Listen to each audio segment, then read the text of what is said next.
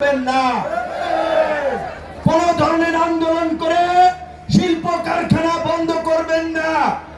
আপনাদের যদি কোনো দাবি থাকে, আপনাদের যদি কোনো অন্যায্য অবিচার অন্যায়ের বিষয় থাকে, আজকে পুরো দেশের জনগণকে সাক্ষী রেখে কথা বলছি, গণ অধিকার পরিষদের কেন্দ্রীয় স্থায়ী কার্যালয় আল-রাজি কমপ্লেক্সের 3 তলায় যাবেন।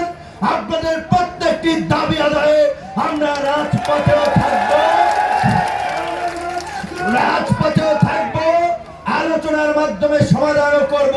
কিন্তু বন্ধুগণ, আপনাদেরকে ভুলে গেলে চলবে না।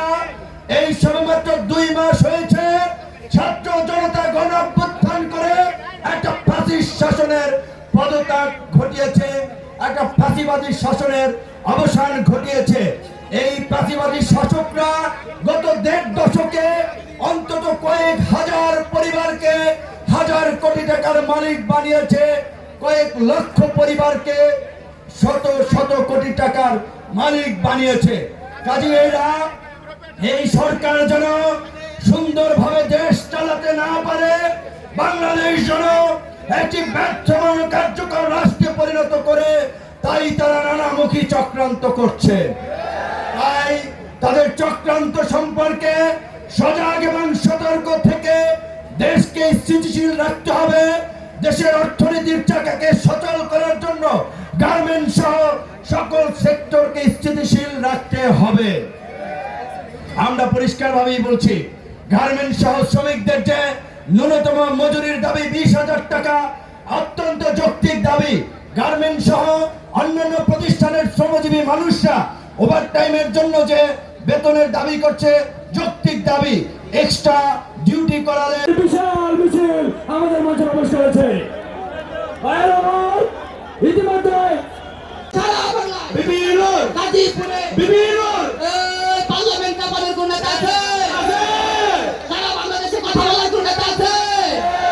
সারা বাংলাদেশে বিভিন্ন আমার নেতা, বিভিন্ন ছাত্র নেতা, বিভিন্ন যুব নেতা, বিভিন্ন কৃষক নেতা, বিভিন্ন পার্লামেন্ট কাপানোর কোন নেতা আছে?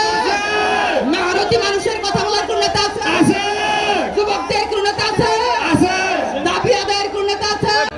ডাকসুর বিভিন্ন মঞ্চ উপস্থিত হচ্ছেন, আমরা তাকে করতালির মধ্য দিয়ে গাজীপুরের পক্ষ থেকে অভিনন্দন জানাচ্ছি। সারা বাংলাদেশের নেতা মহানগর যুব অধিকার পরিষদের সম্মানিত সভাপতি জুয়েল রানার নেতৃত্বে বিশাল এক মিছিল নিয়ে মাঠে উপস্থিত হয়েছেন। আমরা জুয়েল রানাকে করতালির মধ্য দিয়ে অভিনন্দন জানাচ্ছি। যুব নেতা বিভিন্ন ছাত্র নেতা বিভিন্ন গাজীপুরে বিভিন্ন কোলাবলতে বিভিন্ন ভক্তনত বিভিন্ন সারা বাংলায় বিভিন্ন আমার তোমার বিভিন্ন গাজীপুরে বিভিন্ন গুনাবাড়ি বিভিন্ন হচ্ছে নেতা বিভিন্ন চৌকার নেতা বিভিন্ন সারা বাংলায় বিভিন্ন চলো নেতা বিভিন্ন হচ্ছে নেতা গাজীপুর কার ইন্ধনে তারা এই কাজটি করেছে এবং গত কয়েকদিনে আসে রাস্তায় ব্যারিকেড দিয়ে তাদেরকে কারখানায় যোগদান থেকে বাধা প্রদান করে এই কারখানাগুলো আনরেস্ট করার অপচেষ্টা হচ্ছে। এই সমাবেশ থেকে প্রশাসনের দৃষ্টি আকর্ষণ করে আমি বলছি, এদের সম্পর্কে আপনারা একটা জিনিস মনে রাখবেন, শ্রম থেকেই সম্পদের সৃষ্টি হয়। আমরা লক্ষ্য করেছি, আমি নাম মেনশন করে বলতেছি, কোনাবাড়ির আমবাগে অবস্থিত একটি পিএম কম্পোজিট কারখানা রয়েছে। চেষ্টা করছেন ভাই, আপনাদের করজোড়ে অনুরোধ করছি, আমাদের এই আজকের শ্রমিক সমাবেশ ধন্যবাদ ধন্যবাদ ভাই, আপনাদের জন্য এই প্রোগ্রাম প্লিজ